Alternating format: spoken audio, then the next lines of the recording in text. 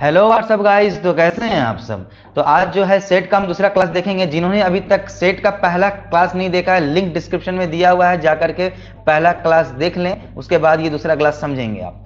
तो आज जो है सेट में हम कुछ टॉपिक्स देखेंगे। जैसे कि मैंने लास्ट टाइम वादा किया था आपसे कि हम जो है सेट कन्वर्जन देखेंगे, जिसमें रोस्टर टेबुलर फॉर्म को कैसे सेट बिल्डर फॉर्म में रिप्रेजेंट करते हैं, कन्वर्जन कैसे करते हैं, और साथ साथ में जो लास्ट ईयर में जो क्वेश्चन पूछे गए थे सेट से, जो कि बहुत इंपॉर्टेंट है, प्रीवियस ईयर क्वेश्चन देखेंगे कि सेट से क्या क्या क्वेश्चन पूछे गए थे। Meaning of distinct and distinguishable देखेंगे, जो इसका स्टैंडर्ड डेफिनेशन है, इसका क्या मीनिंग है वो समझेंगे।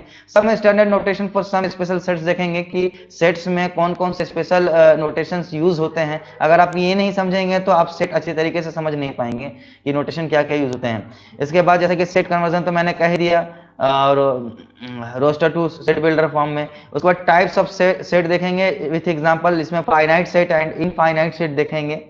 तो चलिए बिना टाइम लगवाते हुए करते हैं पहले क्वेश्चन से।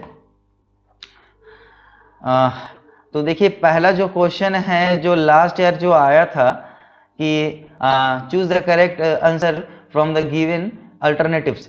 ए dash is unordered collection of objects. तो जाहिर सी बात है, मैंने अपने पहले वीडियो में बताया था कि सेट जो है, set is unordered collection of object होता है, set is a well defined collection of object भी होता है। देखिए अगर आप भूल गए होंगे तो सेट का एक बार डेफिनेशन दोबारा देख लीजिए, जो स्टैंडर्ड डेफिनेशन होता है। A set is any collection of distinct and distinguishable objects of our thought. तो इसमें हम जो आज है डिस्टिंक्ट एंड डिस्टिंग्विशेबल का मीनिंग देखेंगे कि मीनिंग ऑफ डिस्टिंक्ट क्या होता है। तो डिस्टिंक्ट का जो मीनिंग होता है, नो ऑब्जेक्ट इज रिपीटेड। तो एक सेट में अगर कोई ऑब्जेक्ट रिपीट ना हो तो उसको हम डिस्टिंक्ट कहेंगे। जैसे कि एक के बाद दो, फिर दो नहीं हो सकता है, ठीक है। जैसे कि अगर मैंने कहा, अगर मैंने कोई सेट ए लिया, इसमें एक है, दो है, तीन है, फिर दो है, फिर चार है, तो ऐसे में ये सेट नहीं होगा। इसीलिए नहीं होगा क्योंकि इसमें दो जो है दो बार रिपीट है। तो so no object is repeated. Okay, दूसरा में देखते हैं कि मीनिंग ऑफ डिस्टिंग्विशेबल क्या होता है। Decision of given object is in our collection or not. तो ये इसमें डिसीजन लिया जाता है कि जो दिया गया ऑब्जेक्ट है वो हमारे कलेक्शन में है या नहीं। जैसे कि अगर हम बोले सेट ऑफ फ्रूट्स, तो अगर हम ये कह दें बनाना ले लें, मैंगो ले लें और पोटैटो ले लें, तो इसमें आप समझिएगा बनाना फ्रूट है, मैंगो है, लेकिन पोटैटो फ्रूट नहीं है। तो ये ऐसे टर्म में ये हुआ कि ये जो सेट है ये वो डिस्टिंग्विशेबल नहीं है। ऐसे में ये क्लियर हो गया कि वो जो सेट है डिस्टिंग्विशेबल नहीं, क्योंकि सेट का डिस्टिंग्विशेबल होना जरूरी है। ऐसा नहीं कि सिर्फ डिस्टिंक्ट होने से वो सेट हो जाएगा, डिस्टिंक्ट एंड डिस्टिंग्विशेबल दोनों ही होना चाहिए, है ना। तो ये डिस्टिंग्विशेबल होता है कि decision of given object is in our collection or not. इन चीजों को हम लोगों को समझना पड़ता है। Thus a set is a well defined collection of objects। तो सेट जो है वो well defined collections of object होता है। And more often the object of A set have a common property which is not possessed by other objects और set the set. तो set में एक कॉमन प्रॉपर्टी होती है, हर एक सेट में एक अपना कॉमन प्रॉपर्टी होगा जो कि किसी दूसरे ऑब्जेक्ट्स के द्वारा प्रोसेस नहीं किया जाएगा, और ये सेट के आउटसाइड में नहीं हो सकता है। जैसे कि मैंने ये कहा, मान लीजिए सपोज ये समझिए कि अगर मैं ये कहूं कि अगर एक सेट ए है, सेट ऑफ नेचुरल नंबर है, लेकिन इसमें क्या है कि एक है, दो है, तीन है और डायरेक्ट जहां तक लिया जाए, लेकिन एक दूसरा सेट लिया जिसमें हमने ये कहा कि -1 है, 0 है, ओके। एंड मान लीजिए कोई संख्या ले लेते हैं, जैसे कि -2 ले लिया। तो ये जो सेट ए है वो सेट बी के द्वारा प्रोसेस नहीं किया जा सकता है, और ना ही इसका सबका एक कॉमन प्रॉपर्टी होगा। जो दोनों सेट में कॉमन प्रॉपर्टी पाई जाएगी उसी को सिर्फ सेट जो है वो लेगा, और इस ऐसे कंडीशन में सेट जो है वो प्रोसेस्ड, दूसरा आउटसाइड ऑफ सेट वो प्रोसेस्ड नहीं कर सकता है ऑब्जेक्ट को। तो आई होप कि आपको डिस्टिंक्ट एंड डिस्टिंग्विशेबल का मीनिंग समझ में आ गया होगा। चलिए आगे बढ़ते हैं। देखिए सम स्टैंडर्ड फॉर्म है, कुछ standard notation for some special sets हैं, जिसमें हम ये समझेंगे कि कौन क्या है। देखिए अगर सेट ऑफ नेचुरल नंबर्स लेते हैं, जैसे कि the set of all positive integers is denoted bye n और z प्लस। तो सेट ऑफ पॉजिटिव इंटीजर है तो उसको z प्लस से दिखाएंगे, यानी पॉजिटिव है, और नेचुरल नंबर को हम n से दिखाएंगे क्योंकि ये 1 से स्टार्ट होता है, ठीक है। The set of all integers is denoted bye z और i। देखिए एक चीज मैं बताना आपको चाहता हूं कि कुछ कुछ जो फाइनाइट सेट होंगे आगे जाकर के उसमें मैं समझाऊंगा कि वो पॉजिटिव होता है या नेगेटिव इंटीजर होता है। तो यहाँ हम पॉजिटिव की बात की जा रही है, तो यहाँ फिलहाल पहले पॉजिटिव को समझ लीजिए कि the set of all integers is denoted bye z और i। जो इंटीजर्स जो होंगे ना, कोई भी इंटीजर है ना, उसको हम i से डिनोट करेंगे या z से डिनोट करेंगे। यहाँ z प्लस नहीं, इसका मतलब ये है कि नेगेटिव इंटीजर्स भी हो सकते हैं। The set of all rational number is denoted by q। तो रैशनल नंबर तो वो होगा जिसको p बाय q के फॉर्म में दिखाया जाए, and is not equal to 0, ये होना चाहिए, इसका कंडीशन होता है। तो देखिए यहाँ बात समझने की है, जो रैशनल नंबर है उसको q से हम डिनोट करेंगे, ठीक है। The set of real numbers is denoted bye r, तो r से हम डिनोट करेंगे उसको। The set of all positive real number is denoted bye r positive, r plus. तो यहाँ इसका मतलब ये हुआ कि r जो है ये नेगेटिव के लिए भी होगा एंड पॉजिटिव के लिए भी होगा, ठीक है। लेकिन ये r प्लस हो गया तो सिर्फ पॉजिटिव रियल नंबर्स लिए जाएंगे। The set of all complex number is denoted bye c। Okay, ये तो आपने पढ़ा ही होगा कि कॉम्प्लेक्स नंबर क्या होता है, इसको c से डिनोट करते हैं। The set of all positive rational number is denoted by q plus. देखिए ये जस्ट इसका अपोजिट है। ये इसमें क्या होगा कि जो रैशनल नंबर है उसको p बाई q के फॉर्म में लिख सकते हैं, लेकिन 0 नहीं होना चाहिए। तो p बाई q के फॉर्म में, जैसे कि हम चाहे तो -1/2 ले लिए, है ना, या 4/5 ले लिए, तो ये दोनों ही रैशनल नंबर हुआ। लेकिन जब सिर्फ और रैशनल नंबर की बात की गई है तो इसमें -1/2 भी पॉजिटिव भी हो सकता है, नेगेटिव भी हो सकता है। लेकिन जब इसमें पॉजिटिव रैशनल नंबर की बात की जाए तो हम जो है नेगेटिव को नहीं ले सकते हैं, सिर्फ पॉजिटिव को ही हमें लेना है। Okay, is it clear? चलिए आगे बढ़ते। तो इन स्टैंडर्ड फॉर्म को नोटेशन को समझ लेना होगा, जो कि स्पेशल सेट्स के लिए है।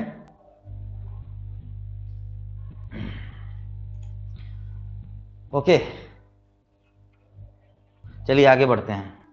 देखिए अब देखते हैं सेट कन्वर्जन, बहुत ही इंपॉर्टेंट टॉपिक है। सेट कन्वर्जन आपको समझना बहुत जरूरी है। अच्छा, सेट कन्वर्जन में कुछ कुछ ऐसे टॉपिक है जिसका रिलेशन कॉम्पिटिटिव एग्जाम के नजरिए से बहुत जरूरी है, और वो कॉम्पिटिटिव एग्जाम में भी आते हैं। जैसे कि कॉम्पिटिटिव कंप्यूटर साइंस में कुछ कुछ कॉन्सेप्ट है, डिस्क्रीट मैथमेटिक्स का, उससे भी सवाल आते हैं। इससे आपका रीजनिंग तगड़ा होता है, सोचने की समझ विकसित होती है कि आप किस तरह, आपकी मानसिक बुद्धिमत्ता कितनी है, वो उससे इसका विकास होता है। तो चलिए पहले क्वेश्चन की ओर आएंगे। जैसे कि मैंने पहले ये बताया था कि सेट बिल्डर फॉर्म जो है, set builder form, okay, set builder form जो है उसका रिक्वायर्ड जो सेट रहेगा, रिक्वायर्ड सेट, मान लीजिए अगर एक रिक्वायर्ड सेट हम ले लेते हैं, रिक्वायर्ड सेट ए, तो उसका रिक्वायर्ड सेट ये होगा कि हमने x है जो कि px की प्रॉपर्टी को दिखाएगा, और उसको हम ब्रेसेस से दिखाते हैं, ठीक है। याद रखिएगा ये ब्रेसेस का रहना बहुत जरूरी है, नहीं तो ब्रेसेस नहीं देंगे तो फिर वो सेट नहीं होगा, ठीक है। यहाँ बीच में स्मॉल ब्रेसेस है, ब्रैकेट है बीच में, जो कि px के प्रॉपर्टी को दिखा रहा है। चलिए आप इन चीज, जब हम क्वेश्चन आपको जब शो करेंगे, दिखाएंगे, तो आप और अच्छे से समझेंगे। जैसे कि मान लीजिए हमने ये कहा, पहले क्वेश्चन की तरफ जाते हैं, क्वेश्चन नंबर 1 की तरफ जाते हैं। इसमें ये सवाल है कि represent this set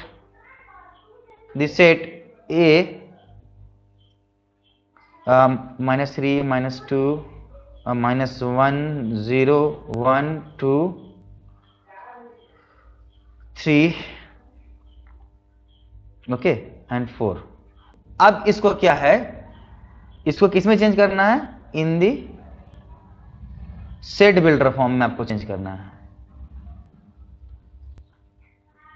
set builder form. मैं आपको एग्जांपल दे रहा हूं। मैं देखिए, ये जो है आपको किताब खरीद करके आप प्रैक्टिस कर सकते हैं। मैं आपको एग्जांपल दे रहा हूं, मैं बस एक एग्जांपल दे रहा हूं जिसमें ये आप समझ पाइएगा कि रोस्टर या टेबुलर फॉर्म को कैसे हम सेट बिल्डर में कन्वर्जन करते हैं। क्योंकि इससे पहले वाले इससे लास्ट क्लास में मैंने आपको समझाया था कि कैसे सेट बिल्डर फॉर्म को रोस्टर या टेबुलर फॉर्म में कन्वर्ट करते हैं, कन्वर्जन कैसे होता है। अब इस क्लास में हम सीखेंगे कि रोस्टर या टेबुलर फॉर्म को कैसे सेट बिल्डर फॉर्म में कन्वर्जन करते हैं। तो इसमें देखिए यहाँ बात समझने की है। मान लीजिए एक हम इसमें एक x मान लेते हैं, let x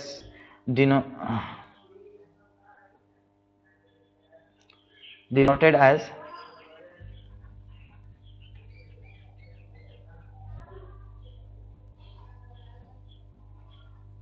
arbitrary number, okay, an arbitrary number, एक आर्बिट्री नंबर के एक फॉर्म में ले लेंगे। आर्बिट्री एलिमेंट हम बोल सकते हैं नंबर की जगह, आर्बिट्री एलिमेंट ऑफ ए, क्या सेट ए हम ले लेते हैं, ठीक है। तो let x denoted as an arbitrary element of set A. देखिए एक बार मैं आपको क्लियरली समझा दे रहा हूं कि आर्बिट्ररी एलिमेंट हम कुछ भी ले सकते हैं, ओके। आर्बिट्ररी एलिमेंट जो है वो हम कुछ भी ले सकते हैं, एक्स ले लीजिए, वाई ले लीजिए, जरूरी नहीं कि एक्स ही ले, ओके। तो एक्स को हम एक आर्बिट्ररी एलिमेंट ले लिए, ओके। मैं फिर से लिख दे रहा हूं, थोड़ा सा गंदा हो गया था। लेट एक्स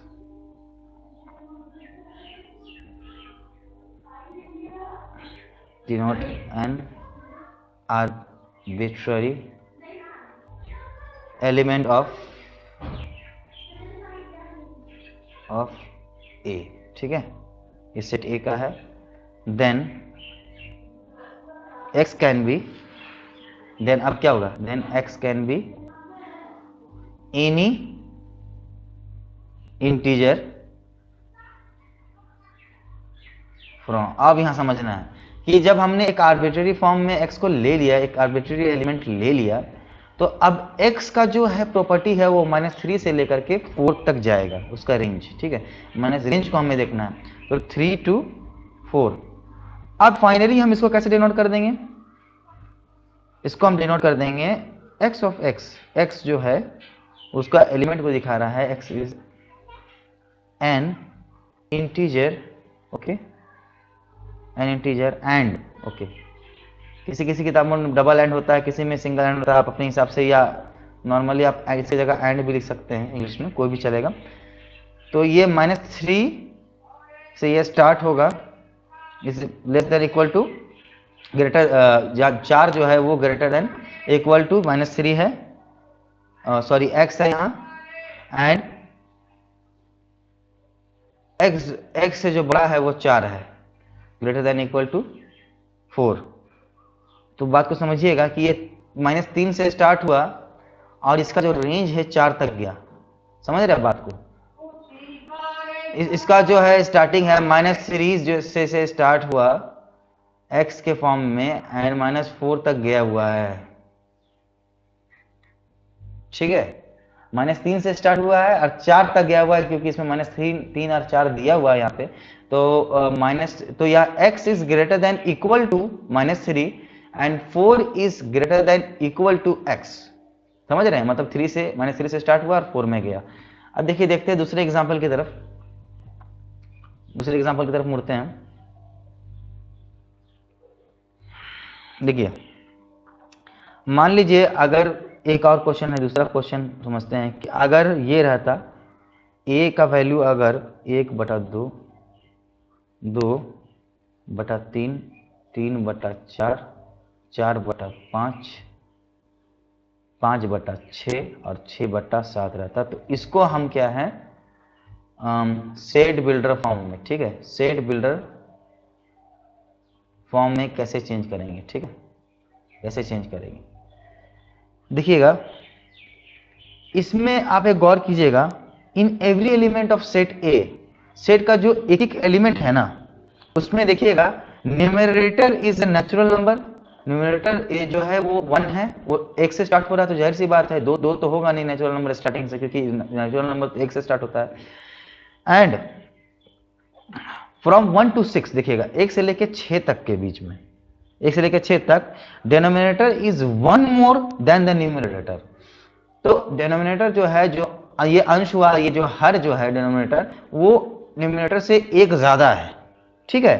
तो ऐसे में आपने क्लास 11 में ये चीज पढ़ा होगा जब ऐसा कोई कंडीशन या केस लग जाए तो हम इसको किस फॉर्म में दिखाते हैं? पहले तो हम एक्स ऑफ एक्स एक ले लेंगे और इसको हम एन, तो ये नेचुरल नंबर है, ये अंश के लिए हो गया और हर के लिए देखिएगा हर एक ज़्यादा है, ठीक है ना, किससे? न्यूमरेटर से, ठीक है, ज़्यादा है, ठीक है। तो हम इस चीज़ को पहले लिख लेंगे।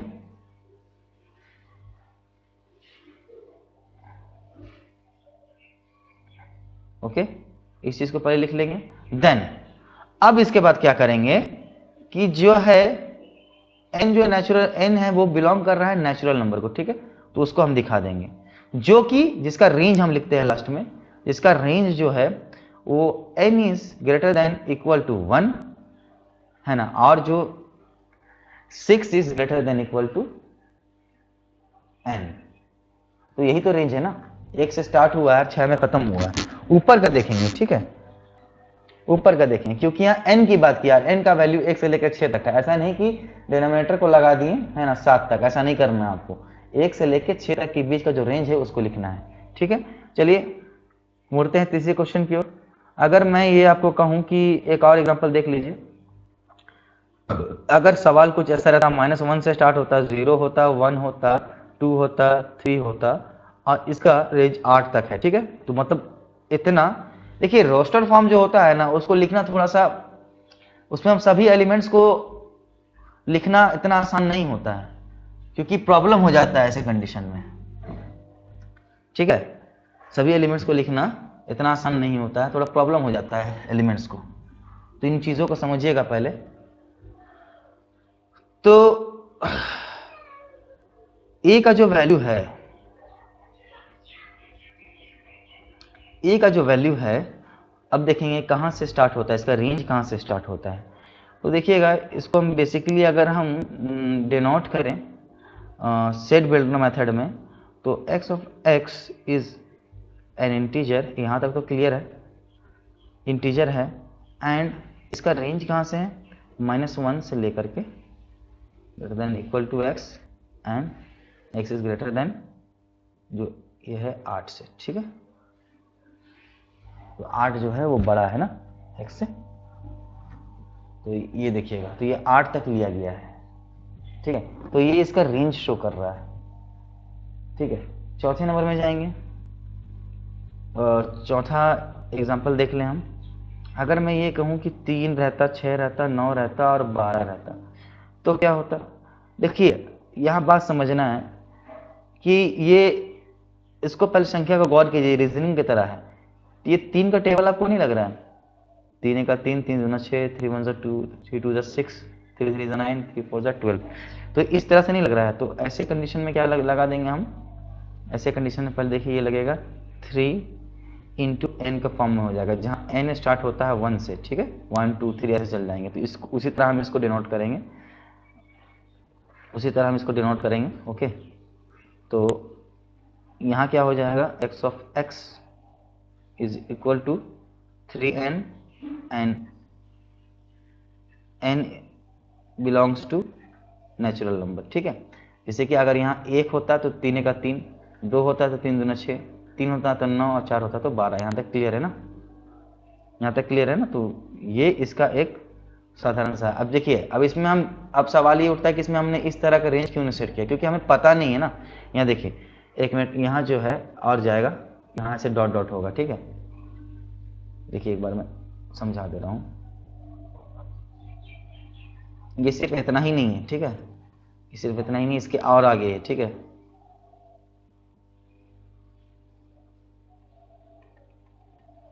ठीक है, मतलब ये इन्फिनिटी तक जा सकता है, इसका कोई ठिकाना नहीं। हाँ, अगर सिर्फ 12 तक रहता तो हम यहाँ 12 दे देते, लेस देन इक्वल टू 12 लिख देते, greater than equal to, okay. तो चलिए अब आगे बढ़ते हैं। जो जो मैं बता रहा हूँ उसको कृपया कॉपी में नोट कर लें, ताकि आप अच्छे से समझ पाएंगे, प्रैक्टिस कर पाएंगे क्वेश्चन को किताब से भी, कि कैसे रोस्टर या टेबुलर फॉर्म को सेट बिल्डर मेथड में रिप्रेजेंट करते हैं, ठीक है। चलिए अगले क्वेश्चन की तरफ मुड़ते हैं। चलिए अगला एग्जाम्पल देखेंगे, 5वें एग्जाम्पल की तरफ मुड़ते हैं। 5वें एग्जाम्पल में है जैसे कि एक क्वेश्चन ये है कि 1 रहता, 4 रहता, 9 रहता और 16 रहता और डॉट डॉट डॉट। अब यहाँ दिमाग लगाना है थोड़ा, ये कैसे होगा। देखिए यहाँ थोड़ा गौर कीजिएगा, यहाँ जो हर एक जो एलिमेंट है, 1 है, 4 है, 9 है और 16 है, ये खुद का एक स्क्वायर है जो कि नेचुरल नंबर 1 से स्टार्ट हो रहा है, समझ रहे हैं। तो कोई बड़ा चीज़ नहीं है, इसको हमें अगर दिखाना हुआ तो हम नॉर्मली रिप्रेजेंट कर देंगे,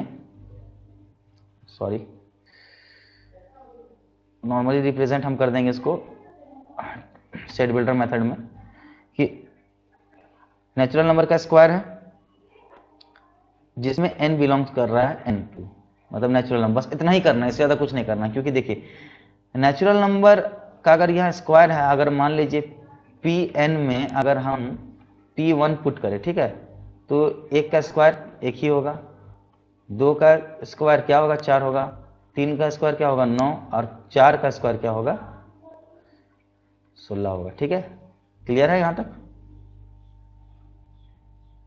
क्लियर है। चलिए अगले क्वेश्चन की तरफ मुड़ते हैं। 6वां नंबर सवाल अगर कुछ ऐसा रहे, 2 रहे, 5 रहे, देखिए इससे आपका लॉजिक जो है ना वो डेवलप हो रहा है। ठीक है, लॉजिक डेवलप हो रहा है, इस तरह के क्वेश्चन कॉम्पिटिटिव में भी आते हैं। देखिए दोनों के बीच का अंतर पहले देखिए क्या क्या है। क्या ये 2 का स्क्वायर है और उसमें 1 एक्स्ट्रा है। ठीक है, पहले तो 1 से स्टार्ट होगा, 1 का स्क्वायर है, फिर उसमें 1 एक्स्ट्रा है, फिर देखिए उसमें 2 का अगर स्क्वायर हो तो देखिए n का स्क्वायर प्लस 1, इस फॉर्म में ये है। ठीक है, 1 का स्क्वायर प्लस 1 2, देन 2 का स्क्वायर प्लस 1 5, एंड देन क्या है, इसी तरह आगे आगे बढ़ते जाएगा, इसी तरह आगे बढ़ते जाएगा, 3 का स्क्वायर प्लस 1, तो 9 और 1 10। ओके, यहाँ और ये इन्फिनिटी तक जाएगा, इसका कोई ये नहीं है, इसमें रेंज हम सेट नहीं करेंगे। ठीक है, तो इसका सिंपल सा बन जाएगा क्या, n का square plus 1 and n belongs to n।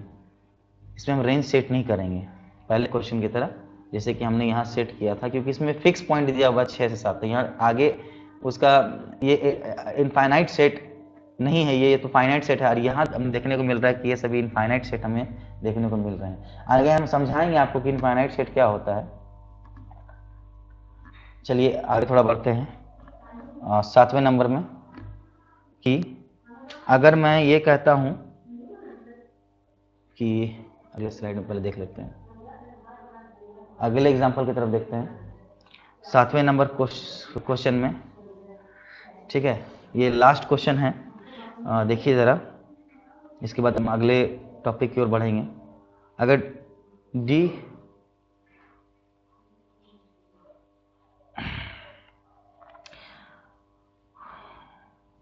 Okay, अगर एक प्राइम नंबर लेते हैं 5 7, ओके, 5 लेते हैं, 7 लेते हैं, 11 लेते हैं, 13 लेते हैं। ठीक है, और ऐसे करते करते करते हम 29 तक ले लेते हैं। ठीक है, तो हम इसको कैसे रिप्रेजेंट करेंगे, सवाल ये है कि हम इसको कैसे रिप्रेजेंट करेंगे। तो बहुत सिंपल सा चीज़ है, ये देखिए रेंज इसका 29 तक सेट है ना, तो x ऑफ x अगर प्रॉपर्टी है इज अ प्राइम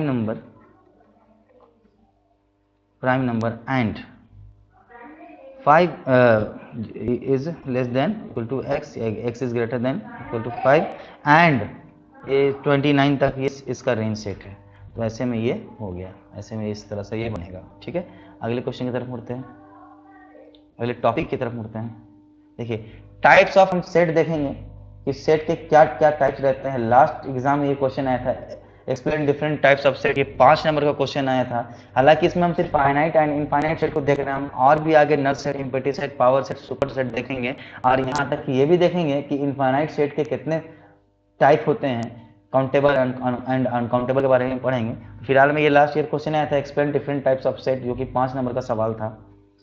चलिए हम समझते हैं डेफिनेशन को। देखिए फाइनाइट सेट से एक क्वेश्चन था, the set of positive integer is finite. तो जो भी फाइनाइट सेट होंगे ना, पहले तो वो समझ लीजिए वो पॉजिटिव इंटीजर्स ही होंगे, नेगेटिव वाले नहीं होंगे, ठीक है।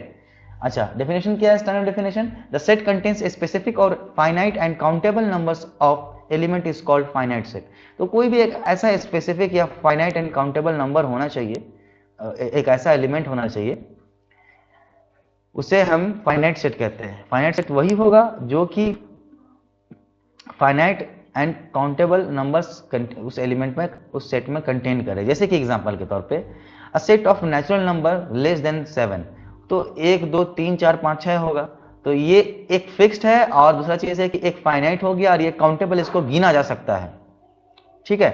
और दूसरे एग्जांपल देखते हैं, the set of months of a year, तो जाहिर सी बात है एक साल में 12 मंथ्स होते हैं, जनवरी से दिसंबर तक, तो इन्हें तो गिना जा सकता है। अच्छा, तीसरे एग्जांपल भी देखिएगा, set of even integer less than 100, तो इसको भी गिना जा सकता है, ठीक है। इसको हम कैसे रिप्रेजेंट करेंगे, देखिए सेट बिल्डर मेथड में, if x belongs to z plus, जैसे कि मैंने पहले ही बताया था कि इसको जो है हम लास्ट स्लाइड में मैंने बताया था कि z प्लस क्या किसको डिनोट करता है, देखिएगा z प्लस जो डिनोट करता है वो set of all natural number, ठीक है, जो कि वो पॉजिटिव हो, पॉजिटिव इंटीजर्स को ये डिनोट करता है, ओके। तो ये पॉजिटिव इंटीजर होगा, और अगर पॉजिटिव ना होता तब तो ये इनफाइनाइट हो जाता है। And x is even and x is जो ये है लेस देन 100, ठीक है। तो ये x जो है वो लेस देन 100 है, ठीक है। तो यहाँ आपको बात समझ में आ गई होगी, x जो है वो लेस देन 100 है, और यानी 100 बड़ा है x से। तो ये इसमें तो लेस देन 100 तक की बात की गई है, तो जो भी इवन नंबर रहेंगे, जैसे कि 99 तो नहीं होगा, 98 तक होगा, ठीक है। अच्छा, चौथे एग्जांपल में देखते हैं, set of vowels in English alphabet, तो ये भी गिना सकता है, ए ई आई ओ यू, बहुत ही सिंपल चीज है। चलिए इनफाइनाइट सेट को देखते हैं। इनफाइनाइट सेट दो तरह के होते हैं, काउंटेबल एंड अनकाउंटेबल, जो कि हम अगले वीडियो में इसको बताऊंगा। फिलहाल में एक स्टैंडर्ड डेफिनेशन देख लेते हैं, द सेट कंटेन्स इनफाइनाइट और uncountable number of element is called infinite set. देखिए यहाँ बहुत कंफ्यूजन है, एक तो इनफाइनाइट हो सकता है या फिर अनकाउंटेबल नंबर्स ऑफ एलिमेंट हो। ये चीज तब क्लियर होगा जब आप इनफाइनाइट सेट के टाइप्स को समझेंगे कि काउंटेबल क्या होता है एंड अनकाउंटेबल सेट क्या होते हैं, इनफाइनाइट सेट। फिलहाल में ये समझिए कि जिसको गिना नहीं जा सकता है या इनफाइनाइट जो हो वो इनफाइनाइट सेट है ना, जिसके एलिमेंट्स को गिना नहीं जा सकता है। जैसे कि एग्जांपल को देखिएगा, सेट ऑफ स्टार्स। देखिए सेट ऑफ स्टार्स अगर आदमी गिनने में लग जाए तो गिन भी सकता है, या संभव नहीं है लेकिन बहुत मुश्किल है गिनना, आदमी को बहुत समय लग जाएगा, है ना। तो एक बार में तो एक नॉर्मल इंसान गिन नहीं सकता, लेकिन ऐसा भी हो सकता है आने वाले भविष्य में कोई ऐसा मशीन का इन्वेंशन हो जाए जो कि सेट ऑफ स्टार्स को समझ सके कि कितने हैं, ओके। जैसे कि नासा भी खोज सकता है, बहुत से अभी आजकल का जो युग है वो काफी डेवलपमेंट हो रहा है इस युग में। तो देखिए दूसरा एग्जांपल देखिएगा, सेट ऑफ नेचुरल नंबर्स, तो नेचुरल नंबर्स 1 से लेकर 3 तक होंगे, 1 से या 3 तक यहाँ दिया हुआ है, लेकिन इसके आगे भी है ना, तो कितना हो सकता है हम गिन नहीं सकते हैं इसको। देखिए सेट ऑफ इंटीजर्स को भी हम नहीं गिन सकते हैं, -3 2 कुछ भी हो सकता है ना, पॉजिटिव भी हो सकता है negative. Set of all rational number, तो इसमें पॉजिटिव नेगेटिव दोनों हो सकता है, इसमें p बाई क्यू है and q belongs to z है, इंटीजर्स को ये जो है दिखा रहा है बिलोंग करता है, q is not equal to 0 होना चाहिए, मतलब q का वैल्यू जो है वो अंश का वैल्यू, हर का जो वैल्यू 0 नहीं होना चाहिए, अगर ये 0 हो गया तो तब तो ये रेशनल नंबर नहीं होगा। Set of all real numbers, ये वास्तविक संख्या पॉजिटिव नेगेटिव दोनों हो सकते हैं, इसको हम लोग r से डिनोट करते थे, है ना, पॉजिटिव भी negative. Set of all points on a straight line, तो एक स्ट्रेट लाइन में कितने पॉइंट्स होंगे गिना नहीं जा सकता, है ना। तो दोस्तों आज के लिए सिर्फ इतना ही, मिलते हैं अगले वीडियो में। अगले वीडियो में बताऊंगा कि सेट के और टाइप्स को मैं समझाऊंगा कि क्या होते हैं, इनफाइनाइट सेट के भी टाइप्स को बताऊंगा। अगर वीडियो अच्छा लगा हो तो लाइक कीजिए, शेयर कीजिए, सब्सक्राइब कीजिए, और कृपया नोट्स बना लीजिए क्योंकि बहुत ज़रूरी है। चले दोस्तों, धन्यवाद, मिलते हैं अगले वीडियो में।